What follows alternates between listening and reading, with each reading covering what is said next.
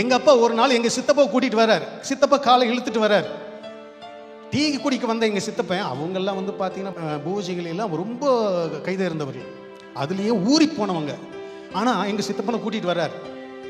என்னன்னு கேட்டீங்கன்னா, டீ சாப்பிட வந்தவர்கிட்ட, என்னடா காலை இழுத்து நடந்துட்டு இருக்கிற, என் பையன்கிட்ட வந்து ஜெபம் பண்றா, சரியாயிரும், வாடா அப்படின்னு கையோட பிடிச்சி என்ன பண்றாரு,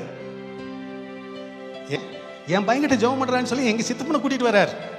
என்ன பண்ண நான் சித்தப்பனுக்கு ஜெபம் பண்ணேன். என்ன கதை பேசிட்டு இருக்கேன்னு நினைக்கிறீங்களா? ஐயா, நீங்களும் கர்த்தருக்கு ஆத்துமாக்கள் ஆதாயம் பண்ணணும்னு கர்த்தர் உன் மேல ஒரு திட்டம் வச்சிருக்கிறாரு. அல்லேலூயா. அநேகருக்கு நீ பிரயோஜனமுள்ள ஒரு பாத்திரங்களா நிற்கணும்னு சொல்லி கர்த்தர் உன் பகுதிக்கும் உன் குடும்பத்துக்கும் உன் சொந்த பந்தத்துக்கு கர்த்தர் உன்னை வச்சிருக்கிறாரு. நீ தூங்கிட்டு இருக்காத, நீ டிவி நோண்டிட்டு இருக்காத, மொபைல்ல நோண்டிட்டு இருக்காத, கண்டதையும் பார்த்துட்டு இருக்காத, நேரத்தை விரயம் பண்ணிட்டு இருக்காத.